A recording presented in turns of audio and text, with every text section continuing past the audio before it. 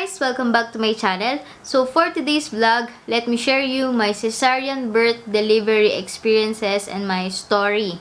Before that, don't forget to click the subscribe button and the tiny bell sa tabi nito para notified ka every time na meron akong bagong upload.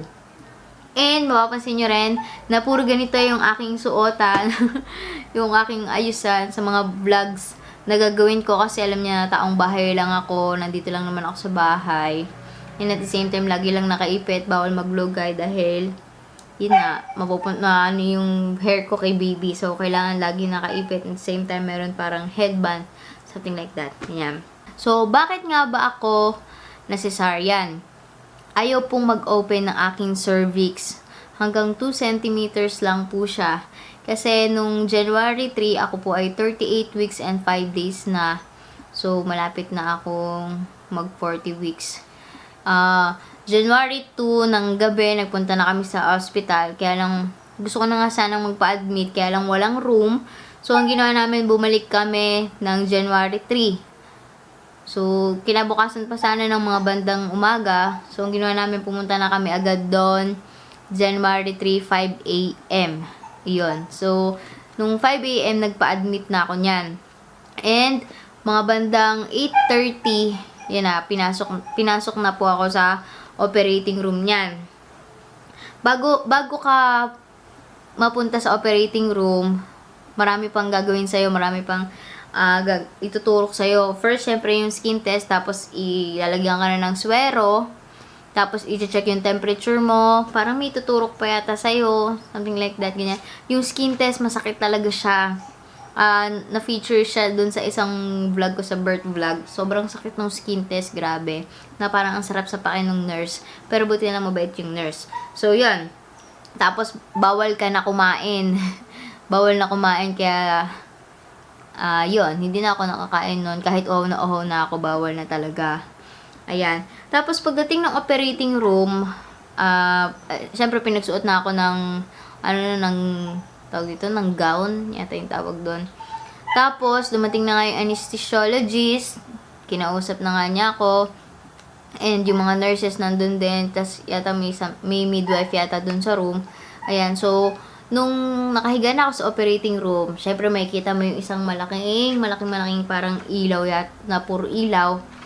Diyos ko, puro, lahat yata ng santo tinawag ko na, para lang ma-survive yung operation na to, na sana maging successful, na wala sanang kahit anong masamang mangyari. Ayan, tapos dumating na anesthesiologist. Ang ginawa sa akin, tinurukan ako dito sa may bandang likod. Ayan, tinatagilid ako. Tapos, dinurukan na nga ako ng anesthesia. Tapos, after nun, unti-unti nang mararamdaman yung anesthesia, or yung namamanhid na yung katawan mo na wala na talagang pakiramdam, simula yata dito. Ayan. So, pababa. Ayan. Tapos, kinausap ako ng anesthesiologist. Mami, try mo ngang iangat yung paa mo. So, after, nung sinabi niya yun, parang hindi ko na talaga siya maangat yung paa ko. Dahil sa sobrang bigat ng nararamdaman ko, mararamdaman mo yun. Tapos, after ng anesthesia, para kang bangag na nahihilo na yun yung itsura mo. So, ang gagawin mo lang talaga, relax ka lang. Siguro, kung high blood ka, sobrang hirap ma-CS kapag high blood. At same time, kapag normal, kaya lang pag CS ka, alam mo yun, kahit anong takot mo, kailangan relax lang yung isip mo. Kasi pag pinangunahan ka ng takot, pagka tumaas yung dugo mo, sobrang hirap. Kaya, sa mga mag-CS dyan, relax lang.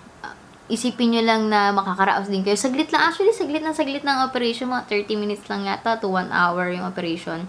Tapos yun, after kong ma-anesthesia, maya-maya, nandiyan na yung nakita ko na si OB ko, si Doktora. Ayan.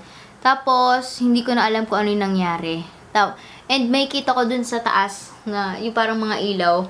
Parang may salamin yata kasi yun. Actually, hindi siya salamin. Parang reflection siya nung ginagawa sa'yo. Nung nakikita ko yun, na nililinis na nila yung bandang tiyan ko, kasi meron harang dito na tela, yan, haharangan ka dito para hindi mo yata makita yung ginagawa sa'yo. And before that pala, lalagyan ka din ng catheter after ng anesthesia. So, para yung ihi mo, ganun, catheter. Ayan, hindi mo na siya, after mo maanohan ng anesthesia, wala ka na mararamdaman na kahit ano. So, ayun na nga, nag-start na yung operation na hindi ko na alam na nag-start na pala. Actually, kasi bandang, sobrang saglit lang guys, siguro mga after 10 minutes, narinig ko na yung iyak ni baby. Nung narinig ko yung iyak ni baby, Diyos ko, thank you Lord ka na lang talaga. Sabi ko, thank you Lord, thank you Lord, thank you Lord talaga. And, yun nga, buti na lang mabait si doktora. Yung cellphone, binigyan namin sila ng cellphone para naman mapicturean kami ni baby. Yung alam niyo yun, yung parang lalapit yung face niya sa akin. And, yun nga, ipa-flash ko dyan yung pictures namin together ni baby. So, after lumabas si baby, nung makita ko na siya, thank you Lord, thank you Lord. Actually, napaiyak pa nga ako noon sa sobrang saya ko na sa wakas nakaraos na din kami. Narinig ko na yung iyak ni baby. So, yun. Tapos, after nun, guys, hindi ko na alam kung ano yung nangyari. Kasi nga, alam mo, pag naturuan ka ng anesthesia, parang feeling mo gustong-gusto mo na matulog. Na parang pagpikit mo, tulog ka na. Pero ako pinilit ko na hindi matulog. Kasi nga, picture pa kami ni baby and gusto ko marinig iyak niya. Pero after nung nakita ko na siya, hindi ko na alam na tulog na pala ako noon. Nagising na lang ako, nasa recovery room na ako, mga around 11 na yata yun. Tapos, yun pala guys, pagka after ng operation, hindi mo na alam kung ano nangyari. Yung pala tapos na yung operation kasi nalabas ko na si baby ng 8:53 AM. So, bandang 11, nasa recovery room na ako. Yung nurse yata yun, patuloy na chinecheck yung BP ko. Yan. Chinecheck nila kung okay pa ba ako. Tapos nakapagsalita na ako noon, pero sobrang lang, sabi, kamusta na po, okay na po ba, tapos na po ba, ganun lang yung pagsasalita ko, parang hindi mo pa kayang magsalita ng ganito. Yan, kasi nga, natapos yung major operation, parang hindi mo kaya, at the same time may anesthesia pa. So, hindi mo pa kayang magsalita noon. And then, ano pa ba yun? Ayan. So, ayun. Nung mga bandang 11:30 na, nung nagising na ako noon, natatandaan ko na nilipat na nila ako sa room noon. Nagpunta na kami sa room.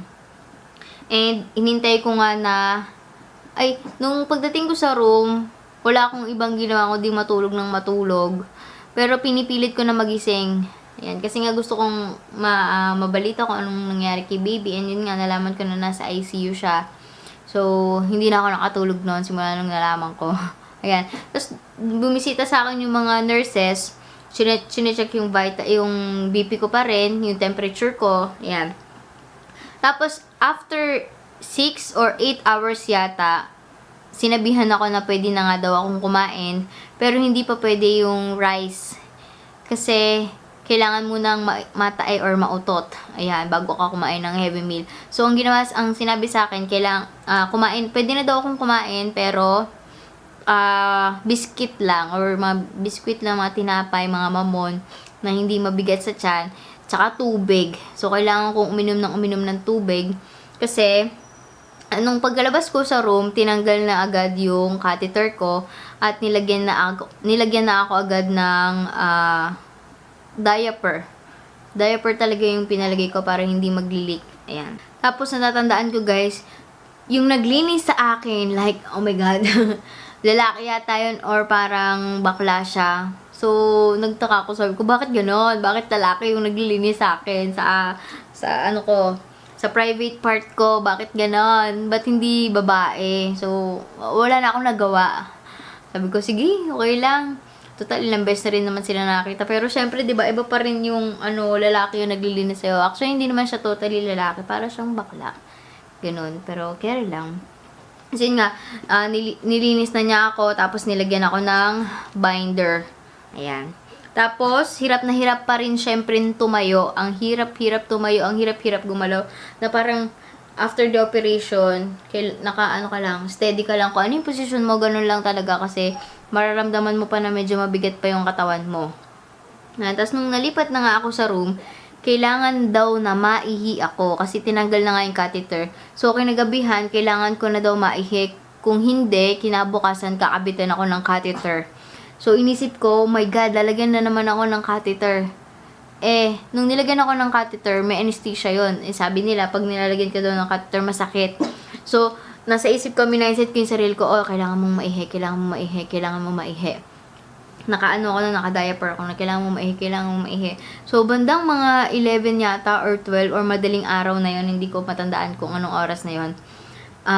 Pinipilit ko talaga maihi and at last naihi ako noon. And alam niyo ba guys, yung ihi ko parang isang balde na tumagos talaga siya dun sa damit ko, tumagos siya hanggang dun sa bedsheet, hanggang dun sa kama. So, ang ginawa ni Joseph, tumawag siya ng nurse para magpalit ng bedsheet kasi sobrang dami ng ihi. As in guys, sobrang dami talaga. Tapos yun nga, nung madaling araw din na yon, di ko alam kung anong oras yun na. Nung madaling araw na yon, pinilit kong tumayo na para makapaglinis, para makapaghugas man lang. Kasi nga, naihian ko yung puwet ko, naihian ko yung likod ko. So, sobrang parang ang panghi-panghi ko. Kaya sabi ko kay Joseph noon, pipilitin kong tumayo. And yun nga, thank you Lord. At nakatayo naman ako. Upo muna, tas tumayo. Sobrang hirap guys sobrang hirap gumalaw kapag CS delivery ka. And para makatayo ka agad, para mabilis kang makarecover, kailangan mo daw gumalaw-galaw kahit paano, ganyan. Ayan. Kailangan mo daw tumagilid kahit sobrang bigat pa ng katawan mo na feeling mo mabibiyak yung sugat mo. So, kailangan mong gumalaw-galaw. Ayan. Tapos, kailangan mo ding matae after the operation. Kailangan mo maotot para i-check kung okay ba yung operation, ganyan. Sa case ko, ang tagal ko bago matae, guys. Ang tagal ko rin bago mautot. Parang nautot na yata ako noon, January 5, bago kami lumabas. Pero hindi pa ako natatae. Sobrang hirap matae. Lahat na yata ng pampatae, kinain ko na. Lahat ng papaya, basta lahat ng pampatae guys, kinain ko na. Pero hindi pa rin ako matae. Sobrang constipated ko kasi. So, ang nangyari, hanggang makauwi ako ng bahay, hindi pa rin ako natatae. Buti nga, pinayagan ako ng OB ko na matae ako kasi nautot naman daw ako. Kasi yung OB ko rin naman, halos kapitbahay ko lang. Actually, kapitbahay ko lang yung doktor ako. So, kaya pinayagan na niya akong umuwi. Kasi, kung sa ibang OB yun, hindi pa ako papayagang umuwi hanggat hindi pa ako nauutot or natatae. And buti na nga, yun na nga guys. Thank you Lord at ang OB ko, kapitbahay ko lang. So, natai na ako nung mga January 7 na. Then, dito na ako sa bahay. Kasi parang yung puwet ko yung puwet ko na mimili pa ng inidoro. So, yun. And, yun nga, mapapansin nyo rin na yung lumalabas na dugo, sobrang lansa, sobrang baho, as in na hindi ko matake yung amoy niya. Pero ngayon, na 2 weeks after ko manganak, yung amoy medyo nalilesen na, nawawala na yung amoy. Yun. Tapos, kailangan ko pa rin na nakabinder. Ayan. Yung sugat ko, kailangan malinis ng betadine na hindi na nakabulak. Yung i-spray na lang yung betadine tapos lalagyan ng gasa. Ayun. Yung sugat ko, nilinis ng OB ko bago ako umuwi. Yun. Para makita niya kung okay ba yung sugat ko. Ayan. Tapos nung dumating din yung OB ko sa room, sinabihan niya ako ng kung ano ng mga dapat kong gawin, nga linisin ko daw yung sugat ko. Tapos pwede na daw nga akong maligo. Ayan, pwede na akong maligo. Pwede na akong kumain ng kanin kapag natain na ako. Ayan. So, hangga't hindi ka pa natatay, bawal ka pa kumain ng mabibigat na meal. So, ang ginawa ko, nung hindi pa ako natatay, puro sabaw lang, tinapay, yan, oatmeal, yun yung mga kinakain ko muna. Tapos, after mo manganak, kailangan mong bumalik sa OB mo. Or, parang ako, kailangan kong bumalik sa OB ko, magpa-check up ako after 1 week kasi titignan niya yung sugat. Then, yung after 1 week na nagpa-check up ako, tinanggal niya yung sinulid dun sa ibabaw ng sugat ko. So, after 1 week, nagbalik ako dun sa OB ko para ipacheck yung sugat ko. And tinanong ko nga siya kung pwede na bang basain kasi ang hirap maligo na may iniingatan kang sugat na hindi dapat mabasa. So, sabi naman ng OB ko, since yun na yung sugat ko, pwede ko na nga daw basain. So, yun. So, pag ako naliligo, hindi ako pinayagan ng mama ko na everyday ako maligo. So, ang ginagawa ko, every other day ako naliligo. Kasi nga daw, baka daw mabinat ako masyado kasi 2 weeks pa lang naman daw ako nung nanganak. So, after 1 month siguro, pwede na ako mag-everyday ng ligo. Ayan. And then, ang ginagamit ko pala guys, sa mga cesarean delivery dyan, gamit kayo nitong Dermatix na to. Ayan. Nirecommend to ng OB ko para daw hindi magkaroon ng sobrang, para hindi magkiloid yung sugat ng, yun nga, yung biyak ng sugat. So, ito ay 990 pesos. Ayan. Parang kailangan mo yata ng reseta ng OB mo bago ka makabili nito. I'm not sure kasi binigyan ako ng OB ko ng ng reseta. Ayan. Ayan, Dermatix. Sobrang malaking tulong siguro to. Ginagamit ko pa lang kasi yata to mga 1 week pa lang. 1 week pa lang. Ayan. So, check ko kung magkikiloid nga ba yung sugat ko. So, that's it guys. Yun yung aking cesarean birth delivery story. And sana may natutunan kayo, lalong-lalo na sa mga anak pa dyan na hindi mo ma-expect na masi-CS ka. So, ang advice ko lang sa mga CS delivery dyan na nanganak na, ingatan nyo yung sarili nyo, huwag kayong masyadong magbububuhat pa ng mabibigat, huwag kayong magkikikilos ng madalas, or yung, alam nyo yun na, kikilos ka na magluluto ka, maglalaba ka, sobrang dami mong gagawin. Guys, sinasabi ko sa inyo, kailangan nyo ingatan yung sarili nyo dahil although tuyo na yung sugat natin sa labas, yung sugat sa loob niyan is sobrang fresh na fresh pa. So, kapag sobrang inabuso mo yung sarili mo na kilos dito, kilos doon, baka magulat ka na lang, bumuka bigla yung tahi mo. Kasi ang tahi ng cesarean, sobrang tagal pa daw bago tuluyang gumaling. Sobrang tagal pa. Kaya, pakinggan mo yung sarili mo, relax ka lang. Check mo yung yung sarili mo, wag mo masyadong abusuhin. Ayan, kung hangga't maaari, pwede ka naman kumilos, kaya lang wag yung masyadong sobrang bigat. Ako kasi medyo kumikilos-kilos na rin naman ako, nakakapaghugas na ako ng pinggan, pero never pa akong naglaba. And thank you na lang kay aking mama, siya ang tagalaba ng mga damit ni baby. Kasi ayaw pa niya akong payagan na maglaba dahil nga yung sugat ko is fresh na fresh pa. Baka daw mabinat ako masyado, kaya yun. Siguro after 1 month, yan, pwede na sigurong kumilos kahit paano, pero hindi pa totally sobrang bigat na kilos, guys, ha. Kaya, yun, mamis, ha. Take care of yourself. Relax lang. Enjoy the process. Enjoy the process, no. Ingatan nyo yung sugat nyo. Ingatan nyo yung sugat nyo. Magsuot pa rin kayo ng binder kasi malaking tulong yun para lumiit yung tiyan mo at the same time yung support dun sa sugat mo.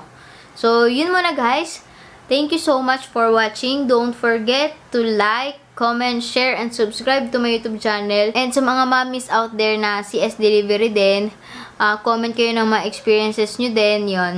I'd love to hear comments from you, kung ano mga experiences nyo, para sa mga soon na manonood na mababasa nila yung comments nyo, meron silang idea kung ano-ano nga ba yung mga experiences nila. Ayun. Thank you so much for watching, guys. Don't forget to subscribe, lalong-lalo na po sa mga bago. Thank you so much sa lahat na nag-support sa aking channel. Maraming salamat po sa inyo. Bye, guys!